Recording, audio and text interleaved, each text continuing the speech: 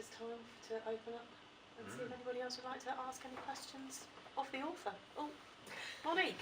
Did you do any research for your novel, or was it just come out of your head? I did have to research, yes.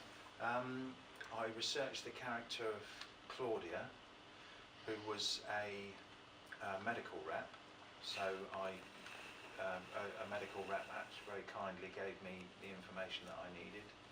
I also researched the character of Natalie, who was an artist and lived in London. So I researched details of her background.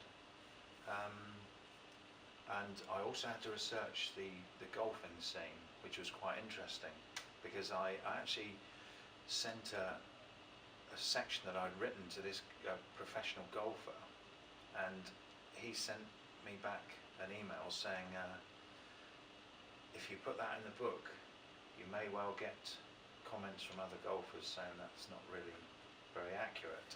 So what he actually did was he actually edited this passage for me. So hopefully the golfing scenes in there were quite authentic, I hope.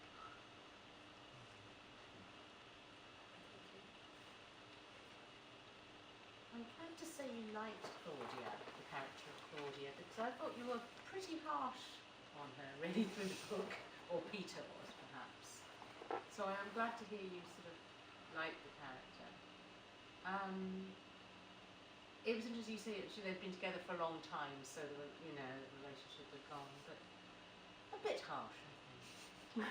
A bit. Right, it's interesting because some readers have actually said that they felt that Claudia, they didn't like Claudia because they felt that she was, she was quite. Like her. I mean, I must admit, I could see the annoyance, but I still think they were a bit harsh. Yeah. Yes, I think certainly some of his.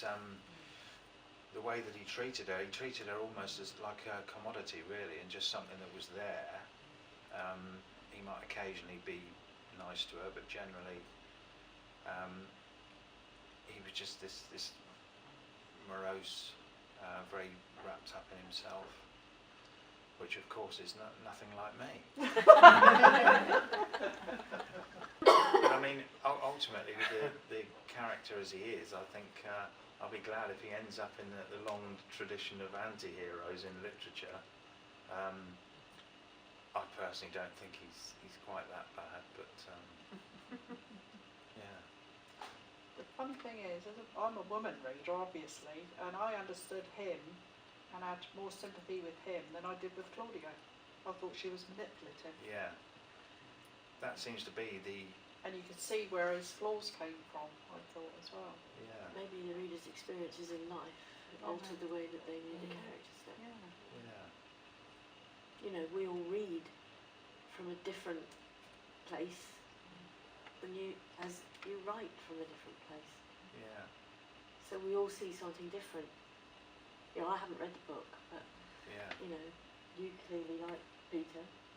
Others, I wouldn't say I was in love with the guy, but you could understand where he was coming from. Yeah. Well, I think I did the job. Yeah. Do you have to like all the characters for it to be I don't think book? you do. I think as long as they come across as real. Exactly. Yeah. That's more important than them all being likeable, isn't it? Yeah. I mean, you start off reading characters and you expect to like them because most main characters you're supposed to like. And then some of the best books are the ones where after a while you think, you know, this person is not all that nice. Think of like Notes on a Scandal, I don't think you've read that. Yeah. I mean, that's brilliant, where you start off really sympathising with that elderly teacher, and then as the book goes on you think, what a cow. That's really clever if Exactly. can pull that off. He had flashes of humanity, didn't he? I particularly liked his relationship with Charlotte, with Natalie's daughter. Natalie's daughter, yes. Yeah, and my favourite line in the book is, she said, we went to Thomas Hardy's house today, and Peter said, was he in? Yeah, he did have that sort of natural rapport. I think the way that I saw it was that he liked the children because he didn't feel the tension with them that he felt with adults. And also I like the relationship with his daughter, Leanne. I felt that sort of gave another side to him, perhaps a bit more depth, because he felt that all the years that he hadn't been there for her, And I loved the chapter when he takes her to Bristol and they have that sort of banter in the car.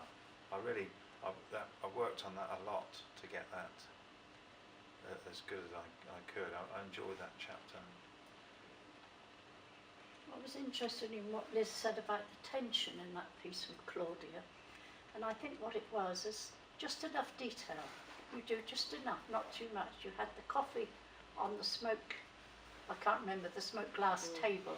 Things like that were adding to the tension, and I didn't notice that when I was reading it, but having it read out, I can see where the tensions come from. Yeah. That's good, that.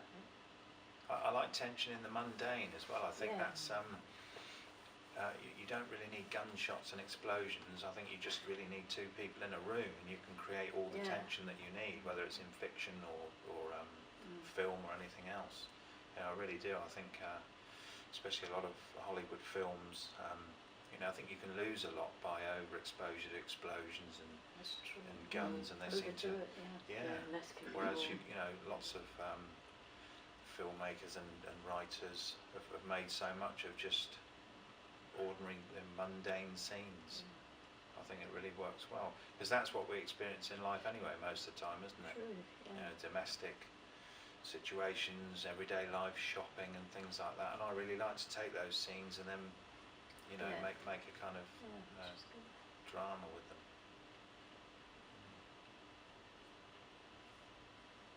I think for me that's what came across most strongly was just the realism of the dialogue. It was entertaining, but it was very believable. And it might just be an everyday conversation. You knew where it was going, but it was as we would have a conversation. It wasn't written in a flowery style or anything like that. Added to the realism, the gritty realism. The gritty realism, yeah. Well, there are sort of general guidelines. There are no real rules in fiction, but there are general guidelines with dialogue, and I try to sort of stick to them roughly, where you don't want to read you don't want to read pages of people just waffling about nothing, but essentially the dialogue's there to drive the plot along or to reveal something, some aspect of the character. So really it's a matter of drafting it until you sort of get the balance between what is just ordinary, but also with some kind of meaning behind it.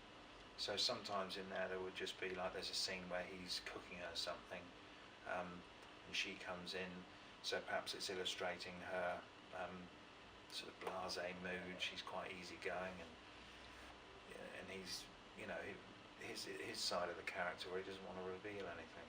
I think the theme right early on was obsession, really, and the consequences of the actions, Peter's actions, and so really the rest of the book I think grew from that. And I think that's probably what I do with most of the novels. The novel I'm working on at the moment, there's always one particular theme, and then that really sort of colours the whole book, I suppose, and gives it the tone. The tone in that, I didn't realise first when I read it back first of all, and then on a second reading I actually thought, I think I may have said to you, I thought, wow, that is actually quite dark, and it's actually quite a dark novel, whereas my second novel, Drowning by Numbers, is probably dealing with addiction, so it's more difficult subject matter, I suppose, but in some ways the character's different, so he sort of lightens it. He's a different character, Joe, than Peter. I think Peter's character really coloured the book and what happened throughout. He'd have loved it, wouldn't he? Because it was all about him. Oh, yes, yeah.